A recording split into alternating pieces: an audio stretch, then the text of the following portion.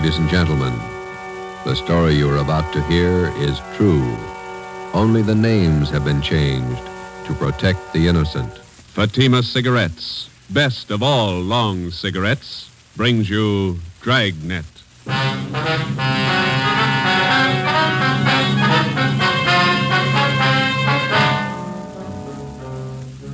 You're a detective sergeant. You're assigned to robbery detail. 2 armed bandits have robbed a large jewelry store in your city. One of the suspects escapes. One is apprehended. He's identified as a friend of yours. Your job, send him to prison. If you want a long cigarette, smoke the best of all long cigarettes. Smoke Fatima. Fatima is the long cigarette which contains the finest Turkish and domestic tobaccos superbly blended to make Fatima extra mild. And that's why Fatima has a much different, much better flavor and aroma than any other long cigarette. That's why Fatima is doubling and redoubling its smokers. So, if you want a long cigarette, smoke the best of all long cigarettes. Smoke Fatima. Dragnet, the documented drama of an actual crime. For the next 30 minutes, in cooperation with the Los Angeles Police Department, you will travel step by step on the side of the law through an actual case from official police files. From beginning to end, from crime to punishment, Dragnet is the story of your police force in action. It was Tuesday, February 8th. It was cold in Los Angeles. We were working the night watch out of robbery detail. My partner's Ben Romero. The boss is Thad Brown, chief of detectives. My name's Friday. I was on the way over from the city hall, and it was 8:35 p.m. when I got to the second floor of the Georgia Street Receiving Hospital. Treatment room. Joe, hi. Hi, Doc. Ben, how's it going? Okay. It hurt for a while. Doc gave me an injection. 1/6 of a grain of morphine, Novocaine injection. The bullet's still in your shoulder? Doc's about ready to take it out. As soon as I get the wound cleaned, here's the soap and water, nurse. Alcohol sponge, please. How's it look, Doctor? Well, there's the x-ray. Shallow penetrating wound in the deltoid area. Sludge, larger than the soft tissue right here. Oh, yeah. No bone involvement. Okay, the bullet was spent. That's good. Feel okay? Sure. Nurse, methylate applicators, please. Thanks. Let's see now. Where'd you leave Tyler, Joe? Interrogation room. Reynolds and Thompson are with him. Let me have the probe, nurse. Yeah. Feel anything, Romero? No. That's it. You hear that? Hear what? Located the slug with a probe. Oh. Nurse, forceps. Thanks. Here we go. Oh, steady. You call your wife? No, she don't worry. Here it is, boys. Want to mark it for evidence? Yeah, give it to me, will you? I will. Nurse, sterile saline solution. Irrigate the wound.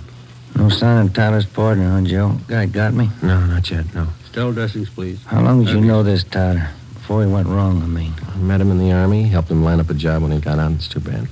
Sure is funny. Meeting a friend of yours pulled an armed robbery. Must have surprised you, huh? Yeah, kind of. You want me to drive you home when the doc's finished here? Let's go back to the office and talk to Tyler first. Okay. Is that all right, Doc? No.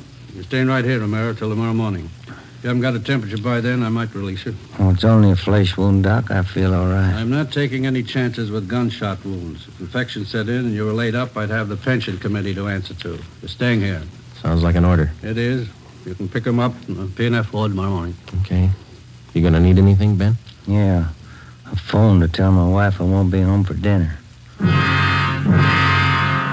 His name was Max Tyler, white, male American, age 32.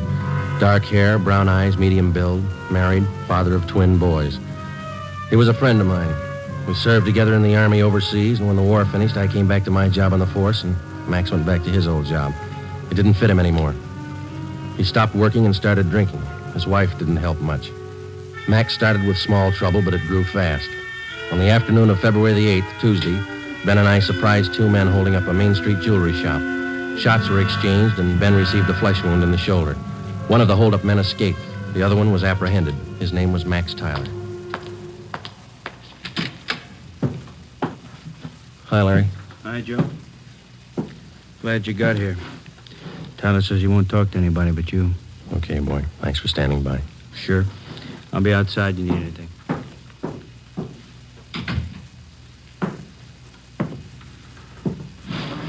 Max, Joe, you're in deep this time. You shot a cop. I didn't. This guy was with me. I didn't fire once. You were in on the job.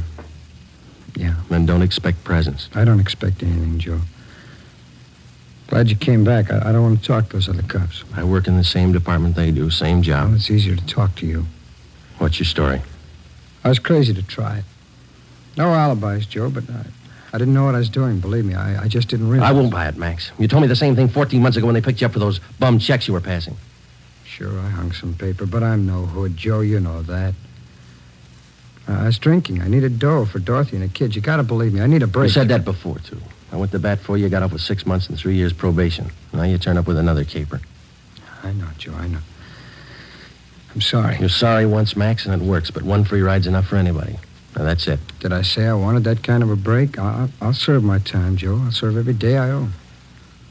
And then what can you tell me you couldn't have told the other cops? I want to ask you a favor. Yeah? I know you're going to hook me on this. So while I'm doing my time, Dorothy and the kids are staying with relatives out in Inglewood. If you'll... Well, just keep an eye on them, you know, Joe. I don't mean dough. Dorothy can work with. Kind of watch out for them, huh? Give them a break, Joe. It's not their fault. Will you do it, Joe? Yeah. Sure, I'll take care of it. Now, you do something for me. Anything you want, guy. Let's have the straight story. Who was the guy with you on that holdup this afternoon? Cresta, George Cresta, you know him. Out of Folsom, short guy, black hair? Yeah, he's got a room above the Red Owl Bar down on East 3rd near Broadway. That's where he hangs out. Where can we find Cresta now? Oh, maybe there, I don't know. I'll give you a list of the places he goes.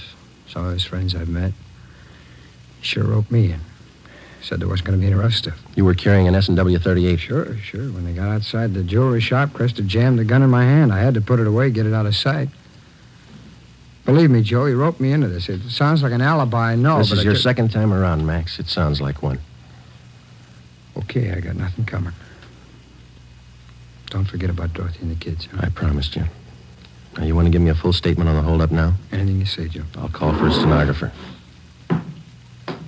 Joe. Yeah, I'm sorry. I am. I believe you. You got the feeling too late, that's all. Max Tyler was arraigned in municipal court 2 days later. Bail was set at $10,000. 3 days after that came his preliminary hearing in municipal court. At his arraignment in Superior Court, 5 weeks after he'd been apprehended, Tyler entered a plea of not guilty. A date was set for his trial in Superior Court. Meantime, the hunt for George Cresta, Max's accomplice, went on. There wasn't a sign of him.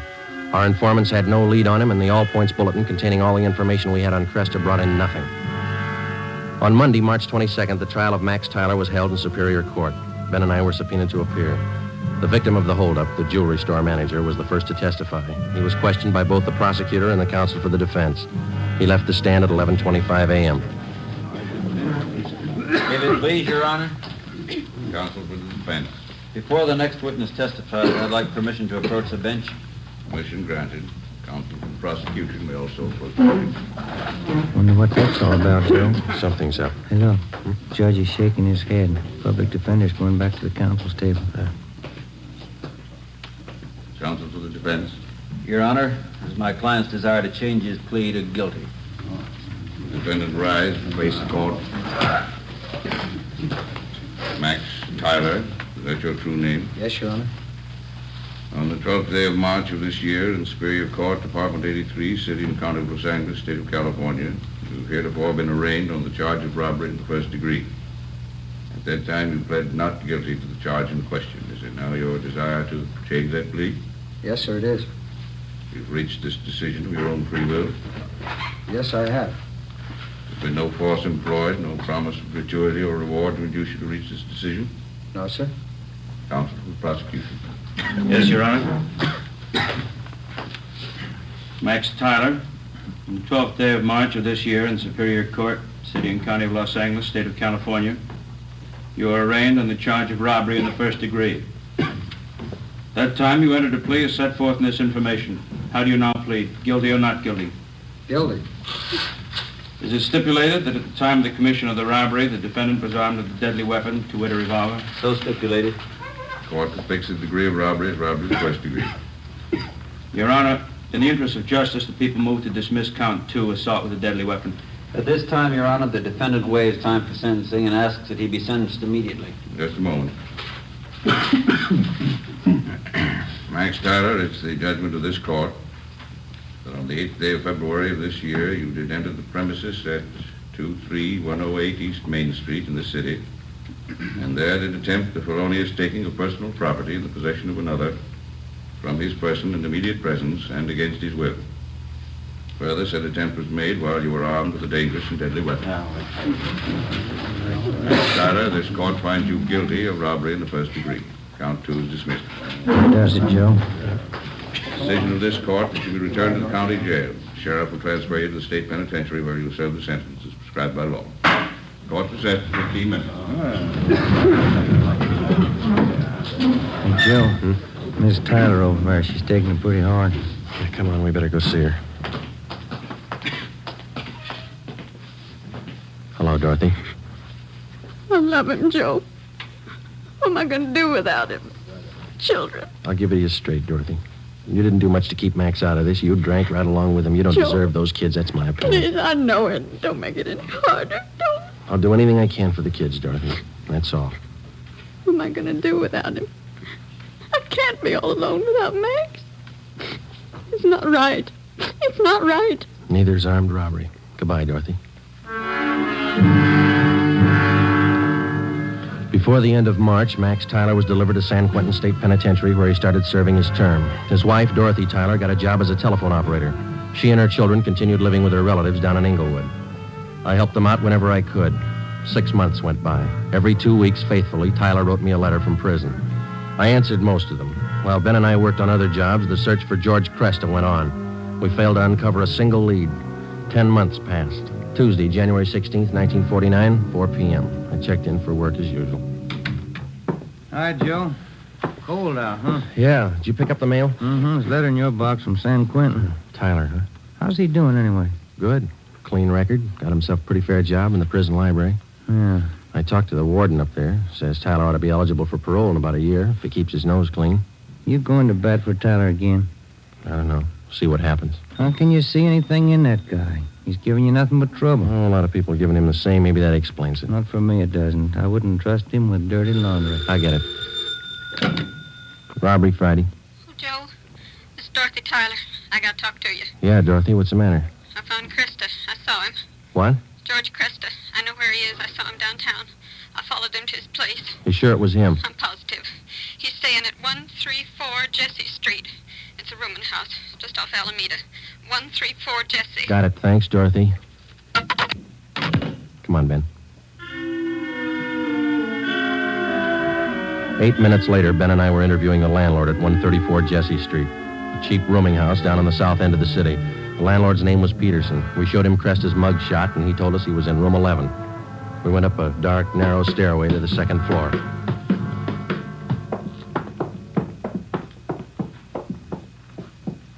And here we are, number 11. All right, stand clear. I'll try the door. Mm-hmm. It's open. Yeah. Joe, have a look. He's asleep. He's passed out. Come on, slip the cuffs on him.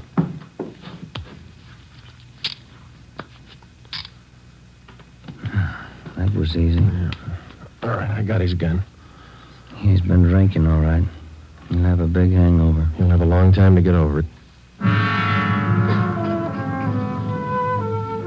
George Cresta was booked at county jail on suspicion of robbery. 2 months and 3 weeks later in Superior Court, he was tried and convicted of assault with a deadly weapon and first-degree robbery and sentenced to the state penitentiary. The day after Cresta was sentenced, I was called to the office of Chief of Detectives Thad Brown. Friday, this Max Tyler is coming up for parole in a couple of months. He's a friend of yours, isn't he? That's right, in a way. You've been writing letters to the warden. You've talked to the parole board about him. Understand you're helping out his kids. A few presents. They haven't had much of a break. They're just youngsters. You're working hard to get Tyler's parole. Do you think he's worth it? Well, I was off both him and his wife, and then she gave us that tip about Cresta, and Tyler's got such a good record up at Q, I figured they'd earned another chance. You're sticking your chin out, Joe, helping a con to get a parole. I think you'll realize that. Well, I believe he's a good risk now, Chief. He's pretty weak in some things. He needs direction, that's all. His wife's getting better. She might help more than she did. I hope both of them are worth it. If anything happens, I know I'm going to get it from all sides. You really think some men deserve another chance, don't you? Yes, sir, I do. I wouldn't want you working for me if you didn't. 2 more weeks went by. Tuesday, April the 19th. Ben came down with a bad cold and had to lay off work. At the same time, a new gang started a hold-up campaign among the liquor stores out in the Wilshire district. A new rash of armed robberies broke out in the central area. There was an attempted bank robbery. It was a bad week. Ben got back to work on Saturday. Rough time, huh, Joe? Busy, yeah.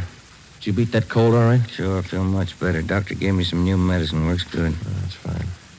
Maybe I'll knock off early tonight if nothing's doing. That's a good idea. Shouldn't be too much tonight. Teletype for you. Just came in. Oh, thanks, Larry. Sure. What's the matter, Joe? What is it? Max Tyler. He broke out of prison this morning.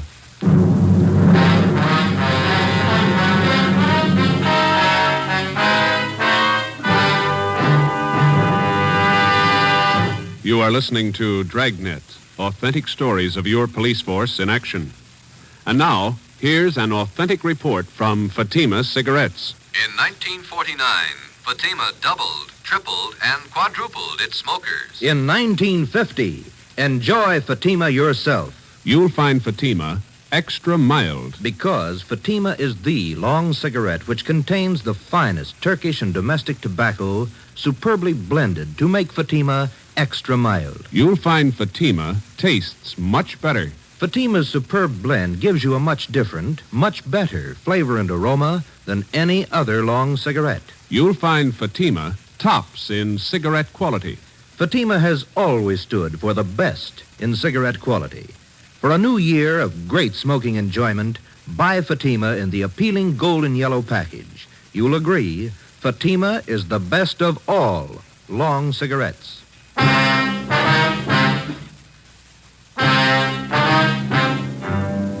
In the course of his career, the police officer is afforded 2 diverse views of the criminal. At first, the rookie cop is taught to distrust the criminal at every turn, without exception. He's schooled in the 1,001 ways in which the criminal operates, his psychology, his mode of operation. Then, when he's thoroughly acquainted with the methods of the criminal and how best to detect them, the police officer starts to learn the most difficult lesson of all: how to distinguish between the confirmed criminal and the lawbreaker, in whom there is hope of rehabilitation. After 9.5 years of police work, my first experiment in this field was with Max Tyler.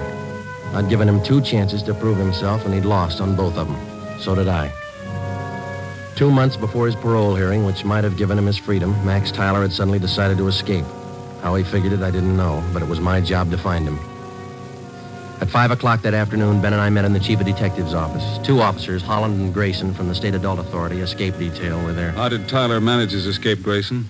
Same old story. They figured they could trust him up there. He had a good job on the prison farm. They trusted him. When did they find out he was gone? On the early morning count. Have you checked his relatives out in Inglewood yet? Yeah, we have. We've got the home staked out. We're covering all the places we figure he might go. How about Mrs. Tyler? You get in touch with her Friday? Her relatives told us that she's on a weekend vacation with the 2 kids, staying with friends down at Laguna Beach. We got a call in to them. Should be hearing from them soon. I understand Tyler's a friend of yours, Friday. He was ready for parole. Yeah, I was trying to help it along. I thought the guy deserved a break. He didn't need you, Joe. He made his own. No use feeling bad. You weren't the only one fooled, Friday. You had the prison officials buffaloed, too. Yeah, I know. I helped convince them. You got any leads on Tyler at all, Grayson? I mean, from the time he broke prison? Pretty strange. They traced him as far as Stockton, and then they lost the trail completely. The Stockton police in on the search? Yeah, sure funny. The guy has no money, no car we know of, no change of clothes. You figure he's getting help from somebody?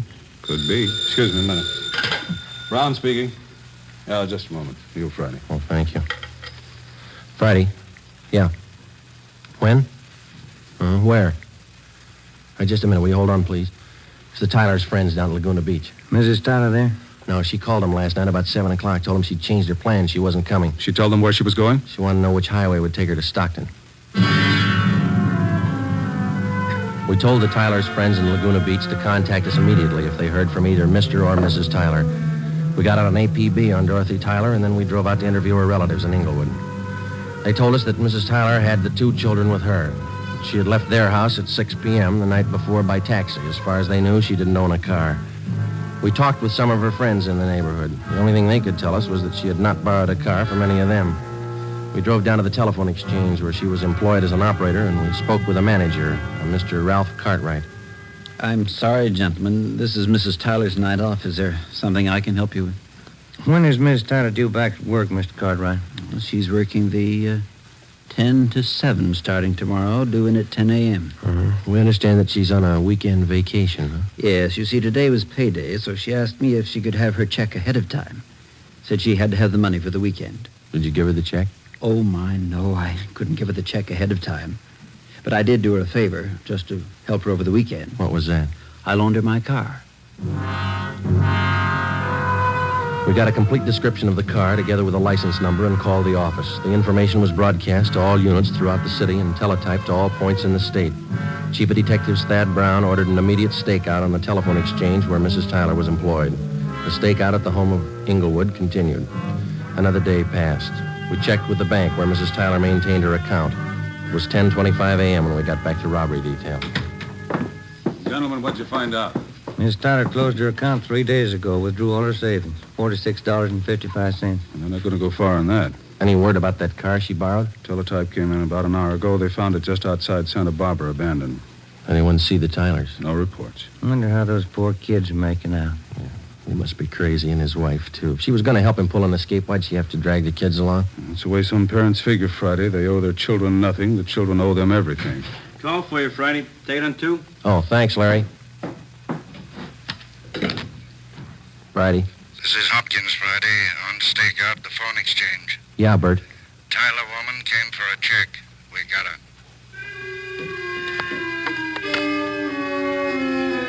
Dorothy Tyler was brought into the city hall. With her was one of her children. He was delivered to the juvenile authorities for the time being.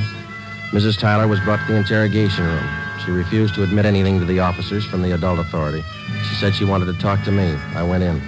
She threw her arms around me and started crying. Joe, you won't let him get Max, will you? You won't let him. I'm after him as much as they are, maybe more. Where is he? I can't tell you. Why'd you do it, Dorothy? Why? Oh, you know why, Joe. You know why. I had to see him. I had to be with Max. It's a bum deal. You traded days for years. They can't get him. If I don't tell them where he is, they won't find him. They'll find him. He's got to eat, so do you and the kids. He has to go to work, and working with a gun is all he knows. He'll leave a trail. We'll find him. Children? What have they done with the children? Where's Jimmy? They're taking care of him. That's more than you did. Where's your other boy, Vance? Max. Max has him. Oh, that's fine. You and Max ought to be real proud of yourselves. I had to see him. You know that. I had to see Max. Has he got a gun? Has he? Has he used it? No. He just thought he might need it. He hasn't hurt anyone. I swear it. You helped him escape, is that right? You helped him. He needed help. I met him at San Rafael. We drove all night. He didn't hurt anyone, Joe. He hasn't hurt anyone. Where is he now? Where is he?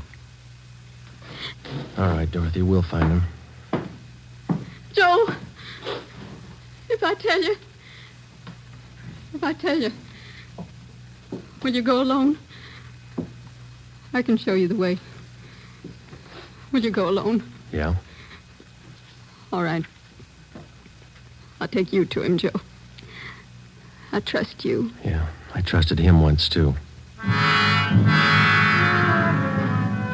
5 p.m., Monday, April 25th. Dorothy, Tyler, Ben, and I got in the car and headed north for the coast town of Santa Maria. Acting under orders of Chief of Detectives Thad Brown, Larry Thompson from Robbery Detail followed in another car. Holland and Grayson from the State Adult Authority were with him. It was 10 minutes past 8 when we drove through the town of Santa Maria. Just outside the city, Dorothy Tyler directed us to turn off onto a dirt road. We drove about 2 miles. She told us to pull up. Across that field. Shack by those trees. Lonely out here. I'll go with you, Joe. Maybe Max won't understand. Oh, you stay here. Joe, that car stopped here. It's cops, Dorothy. It had to be. They won't shoot unless Max does. But you promised. You said you'd go alone. I'll go alone. Friday? Hello, Grayson. Where is he? She tell you? That shack over there across the field by that clump of trees. He's got one of the kids with him, that right? Yeah, he won't be any trouble. He's armed. The cons up at Quentin say he won't be taken alive. They say he'll shoot it out. They talk a lot.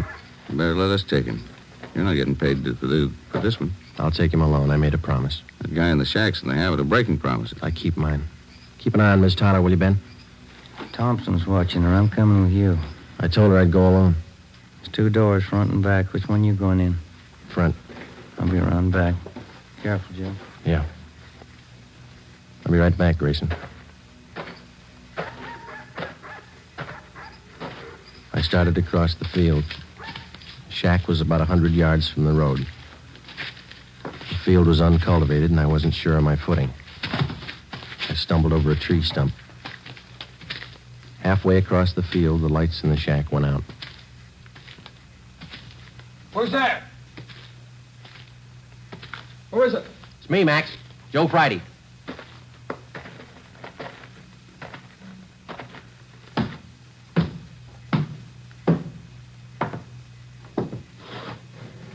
Max?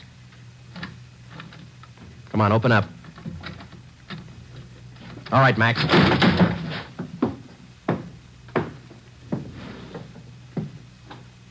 Why the gun, Joe? I never thought you'd take me with a gun. I never thought I'd have to kick down a door to get you. You've changed a lot, Max. How'd you find me, Dorothy tell you? Where is she? Outside. Your boy over there, Vance. He's sleeping. He's okay. Put out your hands. Put out your hands. Oh. I'm sorry, Joe. Yeah. You've been good to us. I won't try to explain. Neither will I, Max. Come on.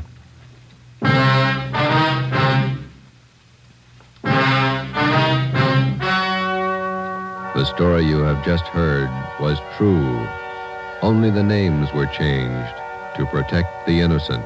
On June 2nd, trial was held in Superior Court, City and County of Marin, State of California. In a moment, the results of that trial. It's amazing how many long cigarette smokers are changing to Fatima. Here are the actual figures. New York Division. Fatima sales up 132%. Los Angeles Division. Fatima sales up 545%. St. Louis Division. Fatima sales up 548%. Yes, in 1949, more and more smokers discovered that Fatima is the best of all long cigarettes. They found Fatima extra mild. They found Fatima has a much different, much better flavor. They found the name Fatima means the best in cigarette quality. In 1950, enjoy Fatima yourself. Best of all long cigarettes.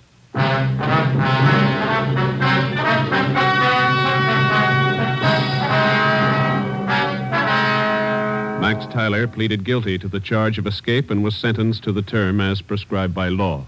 He was returned to San Quentin and then transferred to Folsom Penitentiary, where he is now serving his sentence.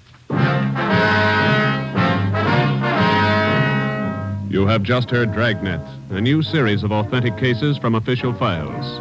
Technical advice for Dragnet comes from the Office of Acting Chief of Police, W.A. Wharton, Los Angeles Police Department. Dragnet honors the state of California and the men of the California Highway Patrol, another of America's outstanding law enforcement agencies.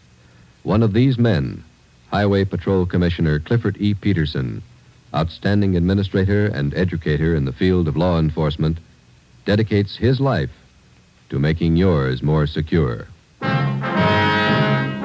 Fatima Cigarettes, best of all long cigarettes, has brought you Dragnet from Los Angeles. Be sure to hear Mr. and Mrs. Ronald Coleman in the Halls of Ivy starting tomorrow on NBC.